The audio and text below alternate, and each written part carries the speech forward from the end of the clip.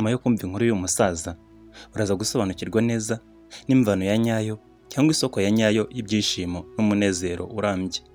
Hari umugabo w'umusaza yabagaho asa n'umuntu uhora ushihura, afite umunabi ndetse arakaye anababaye, binagaragara ko rwose nta muntu yahagakariwe mu buzima bwe.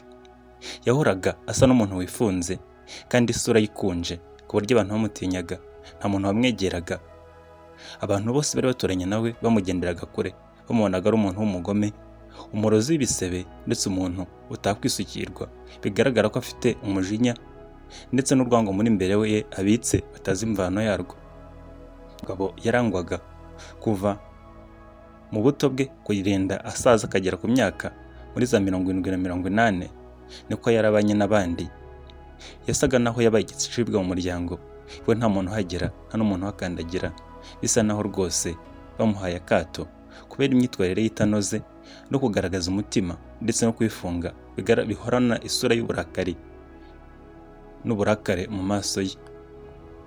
Uwo mugabo ntiyasabanaga n'abandi, byasaga naho aba wenyine kandi aba mu isi ya wenyine y'uburakari ndetse isi itagira agahinda ndetse n'ibyago, bihoramo ibyago n'umubabaro. Nka wa muntu rwose bisa naho afite ibyago cyangwa yahuye n'umubabaro ukabije, niko umugabo yahoraga ameze. Ariko hari igitangaza cyaje kuba ubwo yari yujuje imyaka 80. Bwarakeye yujuje imyaka 80, yatangira guseka no kugira akanyamuneza mu maso ku buryo byagaragaraga buri wese wari umuzi.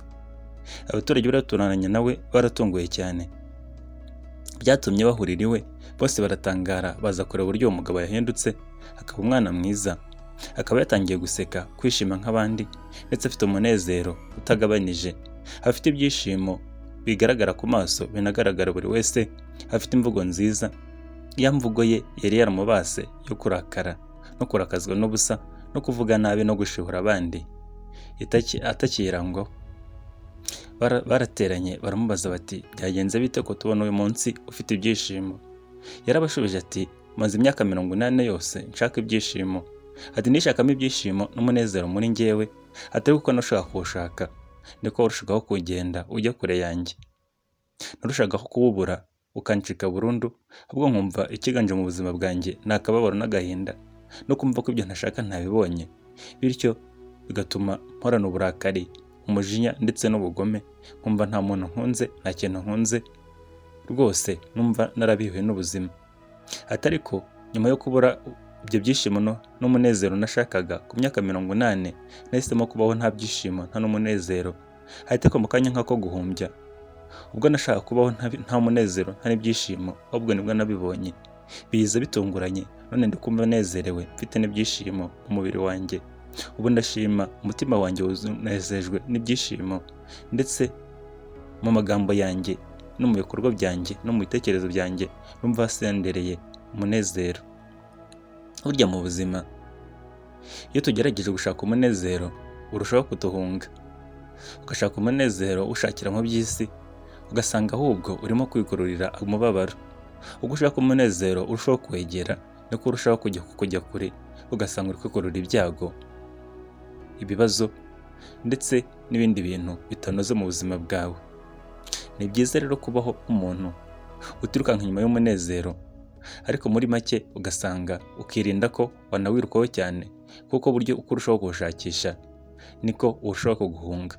Burya umunezero nyawe ntabwo uri kure, uri hafi yawe, uri mu bitekerezo byawe, muri wowe indani.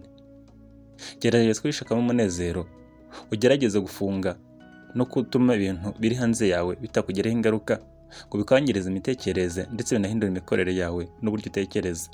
Gerageza kugabanya influence y'ibintu biri hanze yawe, ugerageza kongera influence y'ibintu biri imbere muri wowe.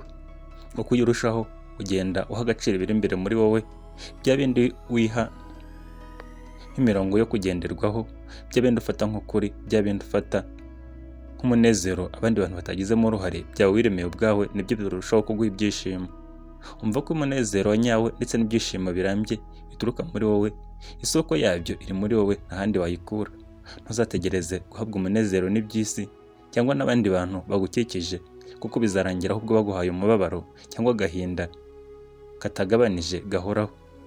Burya gushyira ibyishimo n'umunezero mu bandi ni ikosa umuntu wese yaba akoze, ndetse n'uwagerageza kurikora ntatinda kubona umusaruro n'ingaruka bimubyarira. Ariko nushyira ibyishimo n'umunezero muri wowe, ukabyishakamo ukoresheje imbaraga ziri imbere muri wowe, ziri imbere mu mutima wawe ndetse no mu bwonko bwawe, bizatuma ubona ibyishimo birambye, kandi n'ikizakubabaza ntikizatinda, kizahanyura kinyureho nk'umurabyo uhita wigendera.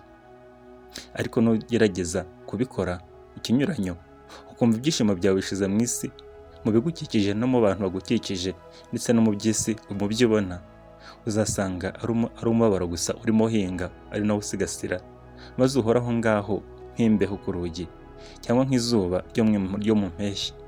Reka nkubwire nti gerageza kwishakamo ibyishimo, uko umaze gusobanukirwa isoko ya nyayo y'ibyishimo.